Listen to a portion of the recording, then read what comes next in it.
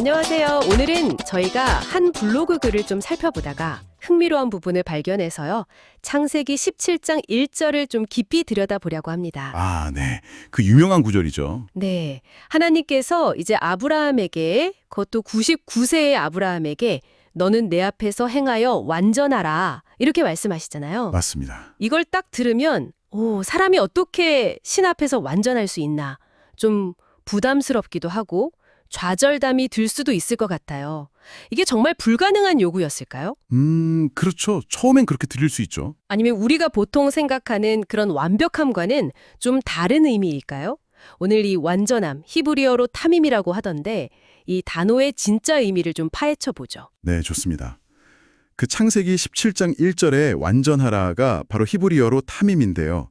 우리가 보통 완전함 하면 뭐랄까 도덕적으로 흠이 없는 상태 이런 걸 떠올리기 쉽잖아요. 그렇죠. 실수 없고 죄 안 짓고 뭐 그런 거요. 네. 그런데 이 타밈이란 단어가 쓰인 다른 용례들을 보면 의미가 좀 더 넓다는 걸 알 수 있어요.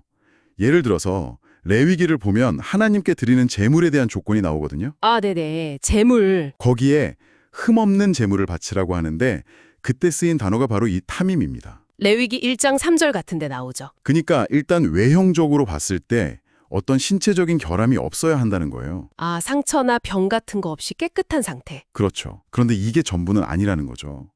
더 흥미로운 건 창세기 6장 9절을 보면 노아를 가리켜서 그 시대의 완전한 자라고 하거든요. 그때도 타밈이 쓰였어요. 뭐예요? 근데 노아가 완전했다. 근데 노아가 뭐 죄를 하나도 안 지었다. 이런 의미는 아닐 거잖아요. 바로 그 점입니다. 노아도 인간인데 어떻게 죄가 없었겠어요. 그러니까 여기서부터 탐임이 단순히 외형적인 흠없음이나 우리가 생각하는 그런 도덕적 완벽함 이상을 의미할 수 있겠다. 이런 힌트를 얻을 수 있는 거죠. 그러네요. 재물의 흠 없음하고 노아의 완전함에 같은 단어가 쓰였다는 거, 되게 재밌네요. 그럼 그 재물 이야기 거기서 좀 더 파고들 수 있을까요? 그 탐임한 재물을 태울 때 여호와께 향기로운 냄새가 된다 이런 표현도 있잖아요. 네, 레위기 1장 9절에 나오죠. 아주 좋은 질문인데요. 많은 학자들은 그 향기로운 냄새가 단순히 뭐랄까 고기 타는 좋은 냄새, 이걸 넘어서는 의미가 있다고 봐요. 아, 그래요? 어떤 의미죠?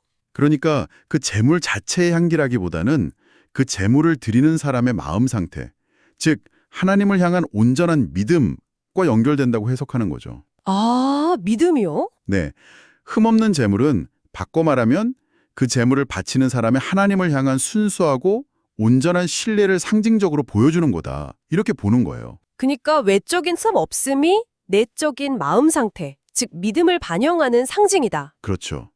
그런 해석에 상당히 설득력이 있습니다. 아, 그렇군요. 그럼 이걸 다시 아브라함에게 적용해 보면 하나님이 99세 아브라함에게 탐임하라고 요구하신 것도 어떤 도덕적인 완벽함을 이루라는 게 아니라 네, 맞아요. 바로 그 완전한 믿음, 그러니까 하나님을 전적으로 신뢰하고 의지하는 그 마음의 자세, 이걸 요구하신 걸로 볼 수 있겠네요. 정확합니다.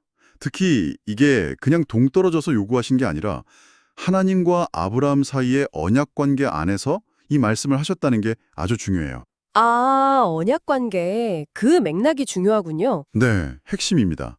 이걸 이해하려면 고대 근동의 종주봉신 조약을 좀 비유로 들어보면 도움이 돼요. 종주 봉신 조약이요? 왕들 사이의 약속 같은 건가요? 네, 맞아요. 강한 왕, 그러니까 종주가 있고 그 아래에 좀 약한 왕, 봉신이 있는 거죠. 이 관계에서 종주가 봉신에게 가장 중요하게 요구했던 게 뭐였을까요? 글쎄요. 세금, 군사력. 뭐 그런 것도 있었겠지만 가장 근본적인 요구는 바로 절대적인 충성이었어요. 다른 강대국이나 다른 세력을 넘보지 말고 오직 나, 종주만을 전적으로 믿고 의지하라는 거죠. 아, 오직 나만 믿어라. 다른 데 마음 두지 말고. 네, 거로 그거예요. 마음이 나뉘지 않는 완전한 신뢰와 충성. 이게 봉신의 가장 중요한 의무였어요. 이것처럼 하나님께서 아브라함에게 요구하신 탐임 역시 아브라함 스스로의 노력으로 막 죄 하나 없는 완벽한 상태가 되라는 게 아니라 네. 오직 하나님 한 분만을 전적으로 의지하고 그 관계에 온전히 충실하라는 것. 그런 관계적인 온전함을 의미한다고 해석할 수 있는 거죠. 와, 관계적 온전함이라 그 표현이 확 와닿네요. 그러니까 스스로 완벽해지는 게 목표가 아니라 하나님과의 관계에 얼마나 충실한가, 여기에 초점이 맞춰진 개념이라는 말씀이시군요. 네, 그렇습니다. 그러면 우리가 살면서 넘어지고 약점 보이고 실수할 때도 있잖아요.